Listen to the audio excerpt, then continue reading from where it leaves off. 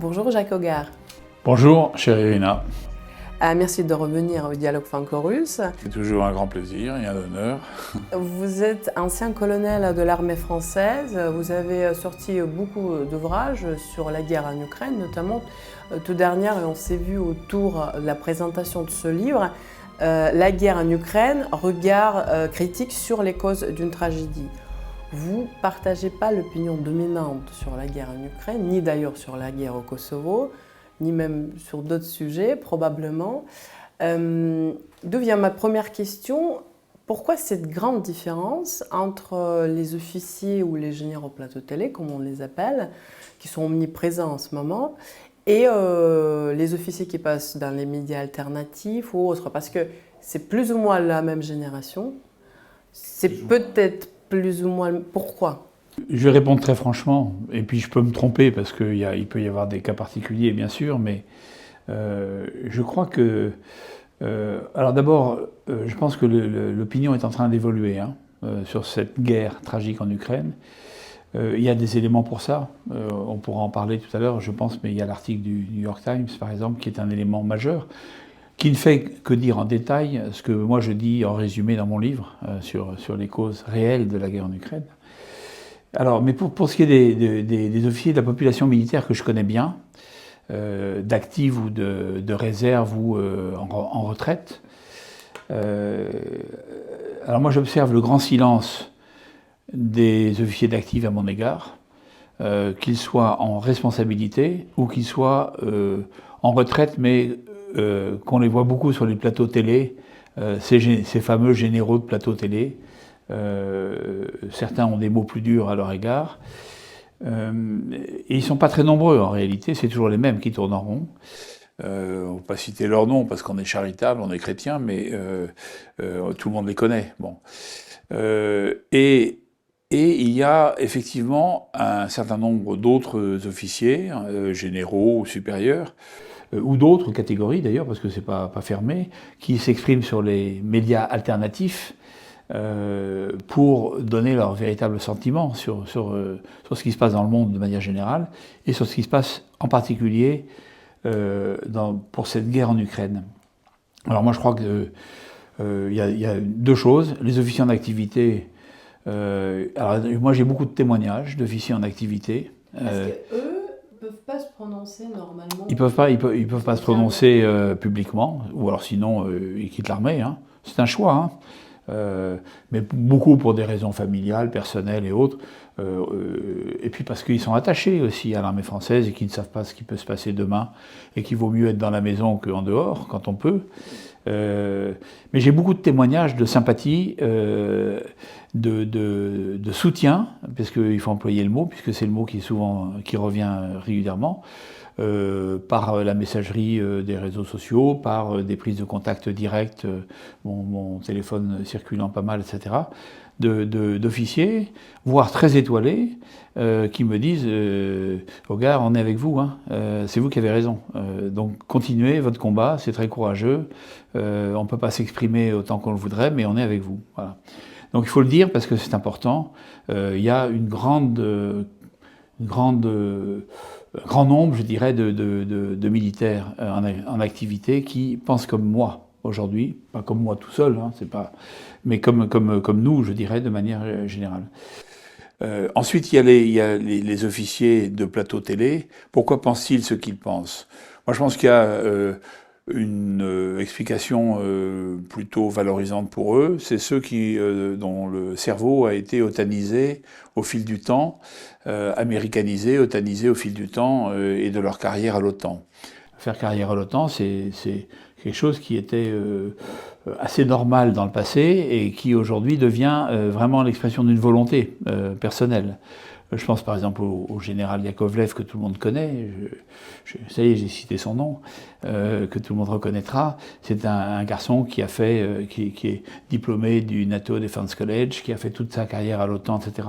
C'est le cas également de ce vice-amiral Chevalreau, en retraite, qui nous a beaucoup attaqué, qui est à l'origine de ce fameux article du Point, qui est ressorti il y a quelques jours et qui met en cause un certain nombre d'officiers qu'on qualifie facilement de pro-Poutine ou de pro-russe, alors qu'en fait nous sommes patriotes, nous sommes français, et que nous considérons que la Russie n'est pas notre ennemi et qu'on devrait au contraire avoir des liens d'amitié, de partenariat et voire même davantage avec la Russie. Voilà. Donc ça c'est la deuxième catégorie. Et puis il y a une troisième catégorie, ce sont des gens vénaux qu'on achète avec de l'argent. On est consultant sur LCI ou BFM TV, pour ne pas les citer, et on touche tant de milliers d'euros par mois, hein, ce qui arrondit bien les fins de mois. Voilà, je pense qu'il y a ces catégories-là. Parmi cette population militaire, mais qui est loin, à mon avis, de représenter la majorité. Ça ne fait pas notre cas, nous dépendons des dons et cotisations de nos spectateurs.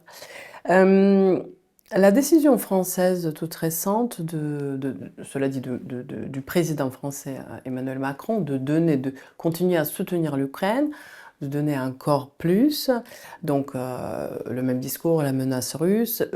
Après, réellement, jusqu'où peuvent aller ces décisions? Jusqu'à l'envoi de troupes? Vous le croyez?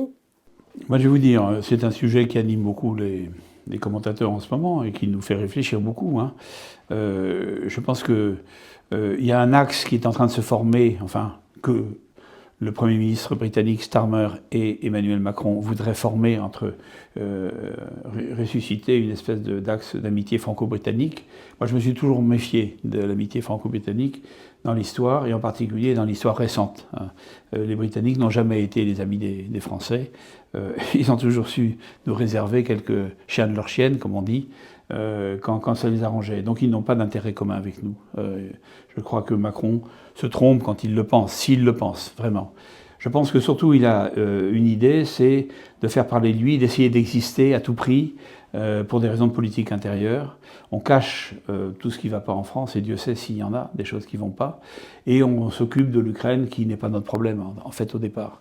Beaucoup. Et on en fait un axe de politique internationale pour demeurer et en interne pour exister.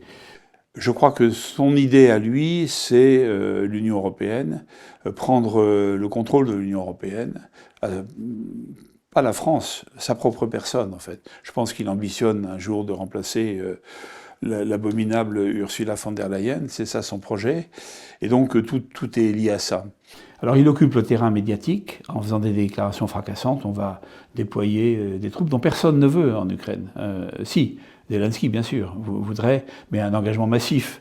Or il est venu à Paris récemment, il n'a obtenu il vient souvent, mais il est revenu récemment pour ce sommet entre guillemets avec un certain nombre de pays européens ou de l'OTAN, et il n'a pas obtenu grand-chose, si ce n'est 2 milliards de plus, mais sur le dos des Français, hein, sur le dos des Français qui verront autant de moins d'hôpitaux construits, autant de moins de sécurité dans la rue, en fonction de cet argent généreusement dispendié aux Ukrainiens du régime de Kiev. Mais ce que je crois vraiment, c'est que Macron, outre ses projets personnels, etc., veut exister quand... À la réalité des choses, je ne crois pas que nous ayons les moyens de déployer des troupes de manière significative sur le terrain. Ni les Britanniques, ni nous. Or, nous sommes les deux armées qui se tiennent à peu près, je dirais, à l'ouest de l'Europe. Les Britanniques comme les Français. Nos deux armées se ressemblent, avec les mêmes qualités et les mêmes problèmes, je dirais. Je suis très dubitatif sur leur manière de travailler ensemble. Mon expérience au Kosovo m'a montré que les Britanniques sur le terrain, même quand ils étaient nos chefs sur le plan opérationnel, il y avait une grande méfiance, pour ne pas dire une certaine défiance existant entre nous, hein, qui m'a moi amené à des situations assez complexes. Voilà ce que je peux dire. Alors, moi, je ne crois pas que de manière rationnelle, on aille jusque-là. Maintenant, il y a une part d'irrationnel chez Emmanuel Macron, tout le monde le sait. Il a une personnalité, je dirais, il a des fragilités mentales et psychologiques réelles qui ont été dénoncées par d'autres que moi, hein, et qui sont réelles. Donc, il peut y avoir une part de folie chez cet homme. Alors, ensuite, c'est la capacité des chefs militaires à lui dire Monsieur le Président, c'est n'importe quoi, vous avez tort, c'est irréalisable, et si vous le réalisez, vous allez au-devant de problèmes majeurs. Parce que déployer des troupes en Ukraine aujourd'hui sans l'accord de la partie russe, et sans l'accord de la partie américaine, je pense, à moins que Trump instrumentalise l'Europe, sait-on jamais. On n'en est pas encore suffisamment avancé pour pouvoir le dire, mais je pense que ce serait un acte de belligérance affiché, avec tous les risques de répartie que ça pourrait susciter de la part de la Russie, hein, ce qui ne serait pas étonnant. Pour un petit peu illustrer vos propos, hier ou avant-hier, il y avait un article dans le Figaro qui a révélé le rapport parlait des désertions en hausse dans l'armée de terre en France. Oui. Qu'est-ce que vous en pensez? L'armée de terre en France, elle est affectée aujourd'hui par deux phénomènes. D'abord, les difficultés de recrutement, qui sont récurrentes, régulières depuis plusieurs années. Donc l'armée de terre a du mal à recruter les personnels nécessaires dans le volume de force qui est le sien aujourd'hui pour tenir ses objectifs. Ce qui est déjà un premier point. Le deuxième point, c'est effectivement cette recrudescence de désertion qui en dit long sur le moral des troupes et qui en dit long sur la capacité réelle à déployer des troupes. Si on veut être technique, un peu rentrer dans le détail, le chef d'état-major de l'armée de terre, le général Schill, a rappelé qu'en 2025, cette année, il voulait avoir la capacité de déployer une brigade. Bon, une brigade, c'est 4000 à 5000 hommes sur le terrain. Qu'est-ce que c'est dans le contexte de l'affrontement qui est actuellement en cours? Et le contrat pour 2028, c'est une division, c'est-à-dire 15 000 hommes, on va dire. Quel est également l'intérêt d'employer sur le terrain 15 000 hommes de l'armée française, qui sont des bonnes troupes, hein, c'est des troupes d'élite, mais qu'il faut remplacer en cas d'attrition, en cas de mort, en cas de blessés, et même dans un système normal. Aujourd'hui, on remplace nos troupes, par exemple les troupes déployées en Roumanie ou dans les pays baltes, on les remplace tous les 4 mois, parce que c'est ainsi dans l'armée française depuis des lustres. Les troupes en mission extérieure sont remplacées tous les 4 mois pour permettre une certaine vie de famille, une certaine capacité à l'entraînement par ailleurs, et une certaine capacité voilà, humaine à vivre en fait. Donc vous voyez que dans tout ça, je crois qu'il faut être sérieux. Il n'y a pas les moyens humains, ni matériels, ni, je dirais, logistiques, etc., propres. Donc Starmer l'a rappelé, s'il y avait déploiement de troupes au sol, britanniques ou françaises, ou les deux, britannico-françaises, ce serait nécessairement avec le soutien des Américains. Alors est-ce que les Américains accepteront ou pas? Moi j'en doute, parce que c'est pas conforme à tout ce que Trump fait, même avec son caractère parfois un peu difficile à prévoir et changeant, et ses humeurs. Mais je pense qu'il n'est pas dans cet état d'esprit, Trump. Et puis je pense qu'il n'a pas beaucoup de sympathie pour l'Union européenne, ni pour... Alors, l'Angleterre, c'est particulier parce que ça a toujours été un proxy fidèle des États-Unis.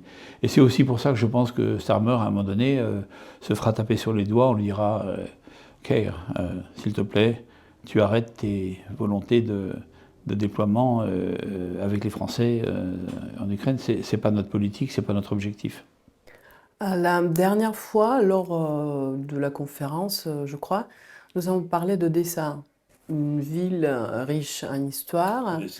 C'est une ville importante dans cette guerre. Oui. Aujourd'hui, qu'en pensez-vous du destin d'Odessa? C'est très difficile, parce que je ne suis pas ni dans la tête du président Poutine, ni dans la tête de Trump. Si Trump a pris conscience de ça, je pense qu'il a des conseillers, hein, mais...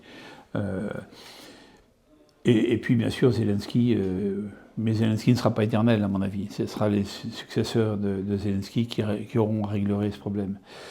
Je crois que Odessa est une ville russe, historiquement. C'est indéniable. Elle est l'accès de l'Ukraine sur la mer, aujourd'hui, avec tout le transit céréalier, etc. Elle a un rôle stratégique, entre guillemets, et pour la Russie et pour l'Ukraine. Alors, je pense que c'est là qu'il y a de manière schématique et peut-être un peu simpliste, il y a deux issues à tout ça. Ou bien c'est la guerre qui l'emporte et c'est la Russie qui va gagner inéluctablement, car je pense que la Russie a déjà gagné militairement cette guerre, et donc il n'y aura pas de négociation possible sur Odessa. C'est l'Ukraine qui en sera la victime absolue et totale.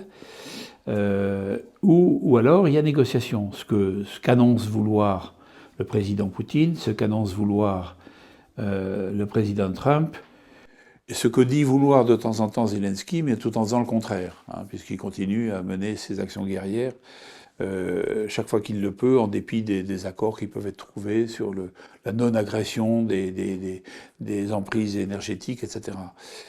Donc, que va-t-il se passer? Je ne sais pas, je ne suis pas devin, mais c'est sûr qu'Odessa est un problème crucial.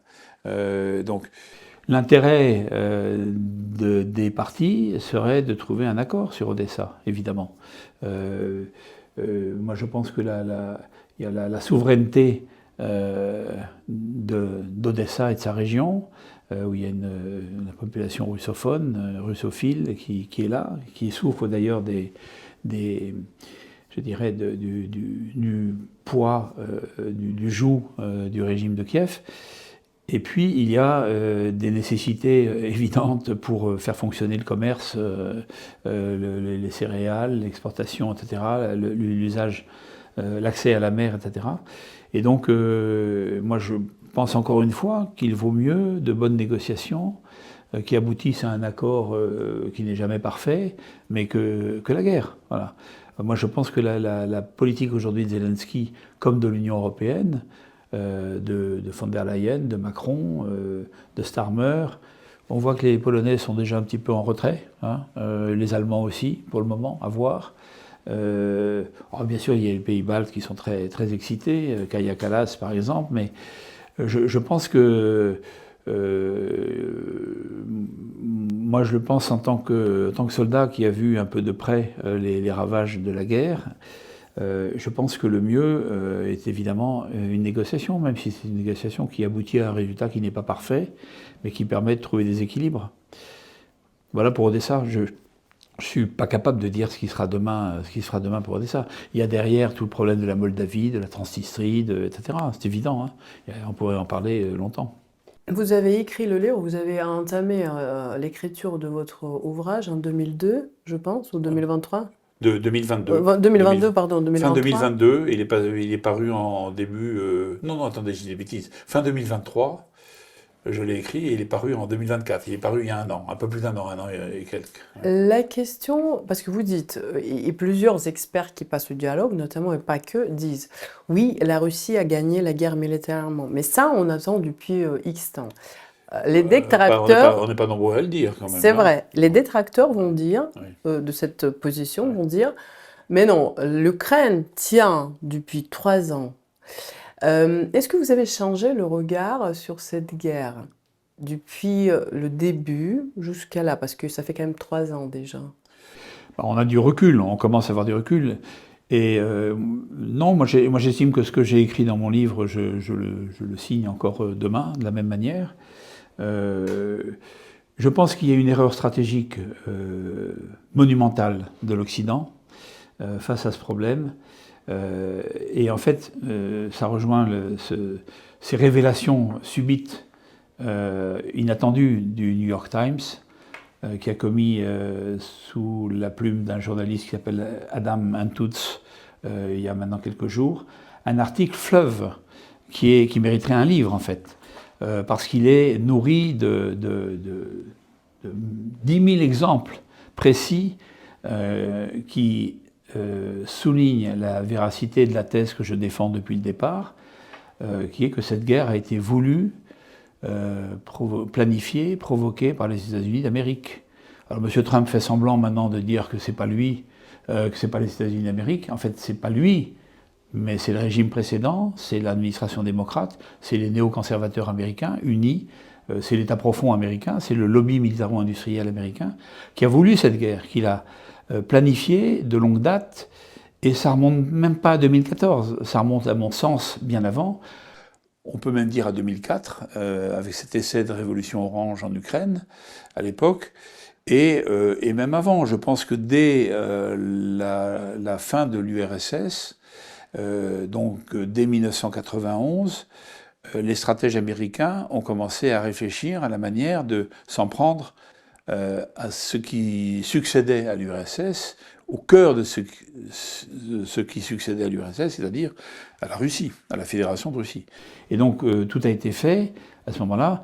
D'ailleurs, le président Poutine le disait lui-même, je crois que c'est très ancien, ça doit être dans les années 2011-2012, me semble-t-il, me souvenir. Il disait, c'est pas nous qui allons vers l'OTAN, c'est l'OTAN qui monte vers nous comme une marée sans fin, irrésistible. Donc tout ça, ça a été dit et documenté, mais alors qu'il avait souhaité au départ un rapprochement avec l'Europe de l'Ouest très fort, et même avec l'OTAN à une époque, même avec l'OTAN, ce qui lui avait... Oui, avec Clinton, etc., ce qui avait été refusé. Et tout ça, c'est documenté. Et alors, ce qui est très intéressant dans cet article du New York Times, c'est que maintenant, ça sort côté américain, et ça sort dans un journal qui est très proche de l'administration démocrate américaine. Alors, pourquoi sort-il cet article? Maintenant, je pense que c'est pour critiquer Trump. Parce que cet article est à la gloire de l'administration démocrate qui a voulu cette guerre pour imposer la Pax Americana, l'ordre américain dans le monde, etc. Et empêcher ces méchants Russes de... Et je pense que cet article, en fait, va desservir la cause qu'il entendait servir au départ, parce qu'en fait, il est la preuve même détaillée, précise, avec des faits à foison de l'engagement américain contre la Russie à travers l'Ukraine. Et la thèse de ce journaliste est de dire, en réalité, après 300 entretiens, plus de 300 entretiens, menés dans tous les pays concernés, je les ai notés au passage, les USA bien sûr, les États-Unis d'Amérique, la Grande-Bretagne, l'Allemagne, la Pologne, la Belgique, les pays baltes, la Turquie. Et en fait, c'est quoi? C'est le rôle caché de l'Amérique dans les opérations militaires ukrainiennes contre les forces russes, ou autrement dit, l'histoire secrète de la guerre en Ukraine. Et où il dit clairement, c'est l'américanisation de l'Ukraine, dès les années où il y a Maïdan, qui est le point tournant, 2014-2015, les accords de Minsk qui n'en étaient pas pour les Européens, pour les Occidentaux, mais qui en étaient du côté russe, d'où la méfiance aujourd'hui grande du président Poutine vis-à-vis de tout ce qui peut venir dans ce domaine comme proposition. Et en réalité, je pense que cet article est extrêmement important parce qu'il atteste de la véracité de ce que j'ai par exemple mis moi dans mon livre, mais ce que d'autres ont fait. Quand Éric Denessé, le CF2R, a publié Ukraine, la guerre américaine, on est en plein dedans, si vous voulez. C'est le même sujet. Mais là, cette fois, ce n'est pas des Français dissidents qui le disent. Ce sont les Américains eux-mêmes, et les Américains qui sont proches de l'administration qui a provoqué délibérément cette guerre en Ukraine. Donald Trump, républicain Donald Trump, est en train de changer de ton en ce moment. Donc les négociations avec les Russes sont assez complexes parce qu'il ne faut pas être d'accord forcément. Mais les Américains qui veulent imposer la paix, c'est pas parce qu'ils sont gentils, plus gentils et moins méchants que les démocrates, mais juste peut-être parce qu'ils comprennent que la guerre est perdue. En fait, ma question, on a deux présidents, Poutine d'un côté et Donald Trump. Ils sont soit adorés, soit détestés. Est-ce que ces deux hommes peuvent se mettre d'accord, d'après vous? In fine. Moi, j'en suis persuadé parce que c'est des personnages de caractère forts, tous les deux. Le président Poutine est plus calme, à mon avis, que le président Trump, qui est un peu sanguin et un peu réactif, un peu immédiat dans ses réactions. Alors je pense que le président Poutine, qui a une large expérience du pouvoir et de la maîtrise de soi, est beaucoup plus mesuré et pondéré dans ses réactions face à la situation, aux évolutions de la situation.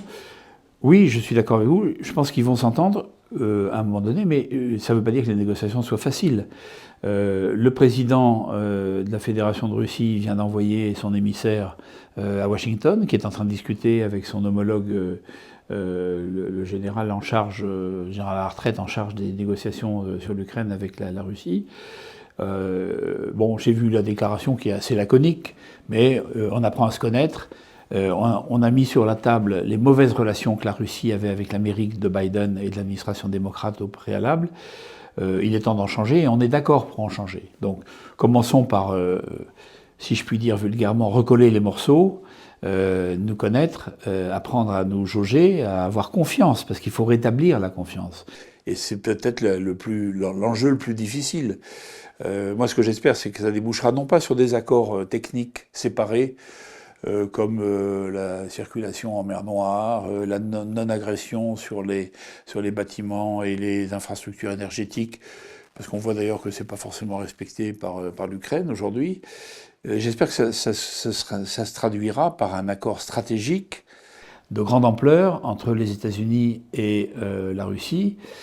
Alors bien entendu, comme Français, et je n'ose pas dire européen, parce qu'européen, l'Europe est un continent qui englobe la Russie, à mon sens, et je ne me considère pas comme un citoyen de l'Union européenne que je vomis maintenant, après tout ça, de toutes mes forces. Mais comme Français, j'ai bien sûr le regret que la France ne compte rien dans tout ça, mais je dirais que le gouvernement français, ce matin, j'avais un ami qui est un ancien ministre de Jacques Chirac qui me disait on a avec Macron le pire président, non pas de la Ve République, mais de toutes les républiques en France aujourd'hui. On a le pire président. Et je pense que c'est vrai, et je pense que cet homme nous a mené à un désastre. Aujourd'hui, la France est marginalisée, ridiculisée, et malheureusement, il n'est pas le seul responsable, mais il a aggravé les choses de manière optimale, je dirais, de façon terrible depuis les 7 ans qu'il est maintenant au pouvoir en France. Donc évidemment que je regrette ça, mais parce que j'aurais aimé que la France joue un rôle important dans un accord stratégique. Vous savez, je reviens à ce que disait Chateaubriand, les deux équilibres de l'Europe, c'est la Russie et la France. Je reviens à ce que disait le général de Gaulle en 44, décembre 44, devant l'Assemblée nationale constituante, en disant que tant que la France et la Russie s'entendaient bien, elles n'avaient pas d'autre choix de bien s'entendre d'ailleurs par l'histoire et par la géographie, et par la bonne compréhension des intérêts communs, eh bien la paix serait gagnée pour l'Europe. Bon.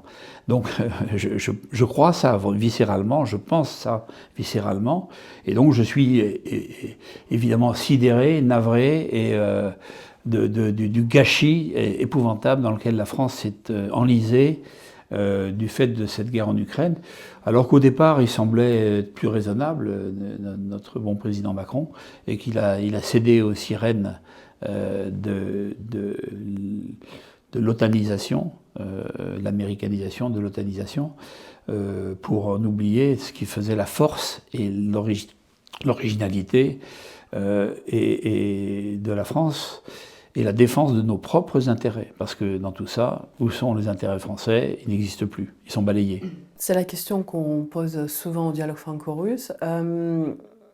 L'OTAN, vous parlez de l'OTAN, quelles sont les capacités de l'OTAN aujourd'hui de mener une longue guerre, par exemple?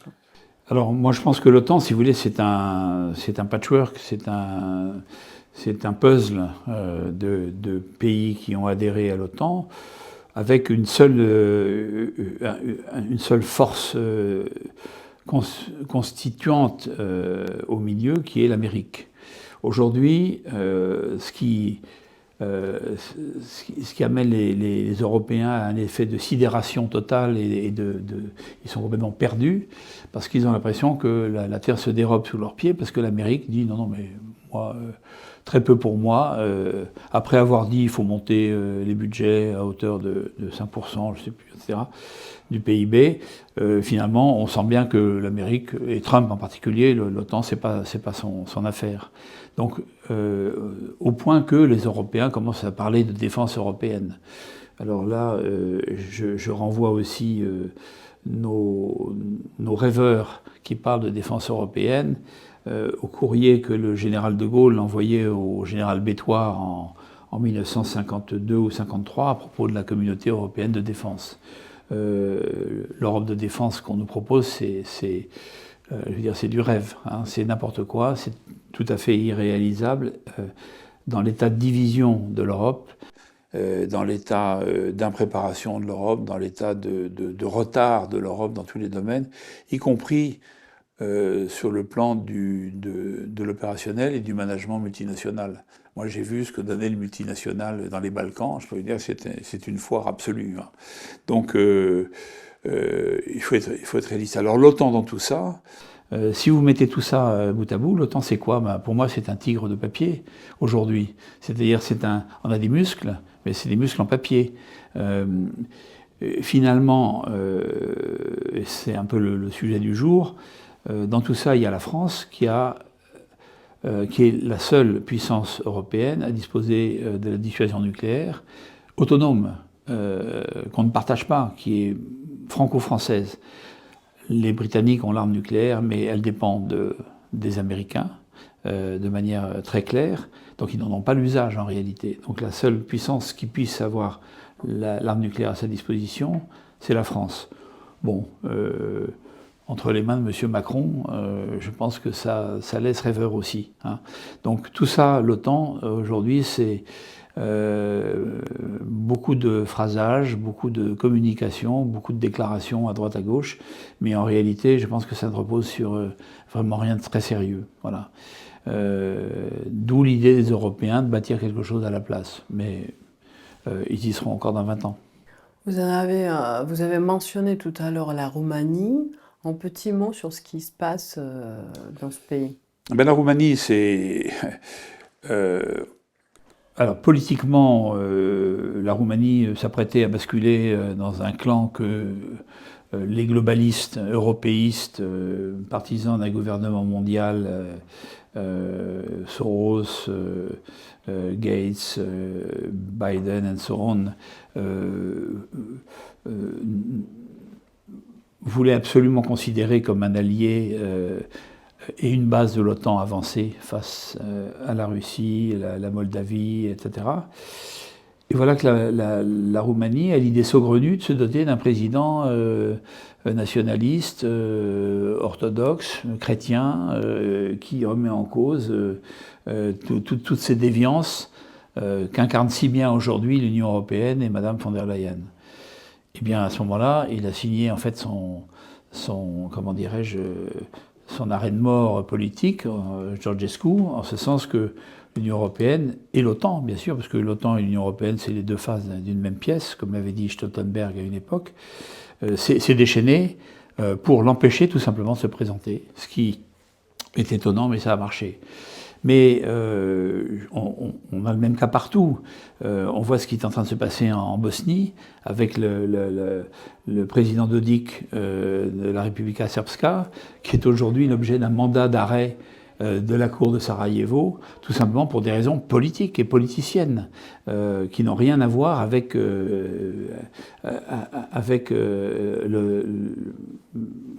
des causes plus obscures. Donc on voit bien qu'on est dans un montage. On peut parler de la Géorgie, on peut parler de la France, parce que ce qui vient de se passer, moi je ne suis pas un admirateur éperdu de Marine Le Pen, loin de là, mais je dis que cette manière de l'exécuter politiquement est évidente. Qui est derrière? Qui sont derrière? C'est des forces... c'est les mêmes forces européistes, mondialistes, globalistes. C'est l'extrême centre. C'est même plus l'extrême gauche, c'est l'extrême centre en fait. C'est tout ce que M. Macron incarne avec ses réseaux, Soros et autres. Donc il n'est pas question d'essayer de présenter Marine Le Pen parce qu'on va écarter un risque, hein. Donc comme l'a dit je ne sais plus qui, on a trouvé une solution finale pour Marine Le Pen. Elle est exécutée politiquement. Bon, moi j'ai dit c'est une insulte à la démocratie, comme c'est une insulte à la démocratie en Roumanie, mais en Roumanie on comprend très bien pourquoi, parce qu'il y a un déploiement de l'OTAN actuellement en Roumanie. Donc les alliés de l'OTAN, entre guillemets, comptent sur la Roumanie comme une pièce, je dirais un bastion avancé pour d'éventuelles opérations militaires plus à l'est. Donc, ce qui n'est pas le cas de la France, pour le moment en tout cas. Donc on voit bien, tout ça n'est pas par hasard. Alors on nous traitait autrefois de complotistes, mais en fait, je ne sais plus qui a dit, les complotistes sont ceux qui ont raison un peu avant les autres. Mais c'est la réalité. Vous avez parlé également de la confiance, et ce sera ma dernière question. Dans l'une de ses déclarations, le président Macron disait finalement que c'est à cause des Russes que les accords de Minsk n'avaient pas été respectés. On sait très bien que les présidents russes et français ne se parlent plus. Et je ne pense pas que ça arrive avant 2027, on verra bien. Comment peut-on restaurer cette confiance, peut-être au-delà, après 2027? Je vais vous dire, en fait, c'est une question de personne, tout simplement. Bien sûr, il y a un pays derrière, mais une question de personne. Vous voyez bien aujourd'hui, à travers ce qui se passe entre M. Trump et M. Poutine, ça va être difficile, c'est pas simple, mais il y a quand même un contact entre eux. Un contact qui peut être rugueux, on l'a vu ces derniers jours, parce qu'aucun n'a raison de faire de concessions à l'autre. Et bien entendu, donc ça nécessite un peu de diplomatie, mais on est quand même au moins sur le chemin de la restauration possible, je ne dis pas sûre, mais possible, de la confiance entre le gouvernement des États-Unis d'Amérique et celui de la Fédération de Russie. Alors moi, en France, demain, je pense qu'il faut se débarrasser des gens actuellement au pouvoir pour pouvoir imaginer la reconstruction lente, prudente, parce que, je veux dire, les exemples sont multiples, qui ne sont pas à la gloire de la République française, mais entre la trahison de Sarkozy pour la Libye, entre la trahison de Hollande pour les Mistral, entre les multiples trahisons de Macron dans cette affaire de guerre en Ukraine, etc., on s'aperçoit qu'effectivement, la Russie peut être prudente vis-à-vis de la France aujourd'hui. Mais je pense que au-delà de ça, c'est vraiment une affaire d'homme. C'est-à-dire que moi, ce que je souhaite à la France, c'est de retrouver un personnage de la taille d'un Richelieu ou d'un De Gaulle demain pour en revenir aux principes fondateurs de la diplomatie française et des intérêts français bien compris, pour progressivement rétablir, ça dépendra des élections, ça dépendra des Français. Si on reste dans la voie des élections, il peut y avoir aussi un coup de colère des Français. Rien n'est impossible, les Français sont capables de ça de temps en temps, dans l'histoire, ils l'ont montré. Je ne le souhaite pas forcément parce que c'est générateur de beaucoup de problèmes graves, mais si ça peut être aussi une manière d'en sortir. Mais ce que je veux dire, c'est que de toute façon, je pense que parce que Chateaubriand avait raison, parce que avant lui Richelieu avait raison, après lui De Gaulle avait raison, oui, à un moment donné, la Russie et la France seront condamnées à se réconcilier sur des bases, sur des vraies bases de confiance. Ce ne sera pas pour demain, ça va mettre du temps, c'est évident, mais je ne vois pas d'autre solution pour la paix du monde, pour la paix en Europe, pour l'intérêt de nos nations, parce que notre ennemi, moi, encore une fois, notre ennemi, c'est pas la Russie, notre ennemi, c'est cette espèce de gangrène qui est composée à la fois de la remise en cause de toutes nos valeurs et de notre héritage gréco-romain et chrétien, partout, de manière radicale, et sur lequel l'islamisme politique fait son lit et avance de manière inexorable. Donc je pense que c'est ça notre vraie menace aujourd'hui. On devrait être préoccupé par ça, et pour ça on devrait marcher la main dans la main avec la Russie. C'est mon sentiment. Donc on a du chemin à faire. Un long chemin à faire. Un long chemin à faire. Merci beaucoup Jacques Hogar pour maintenir le dialogue franco-russe. Merci, chère Irina, pour tous les efforts que vous faites pour maintenir le dialogue franco-russe et l'amitié franco-russe. J'y crois. Moi aussi. Voilà.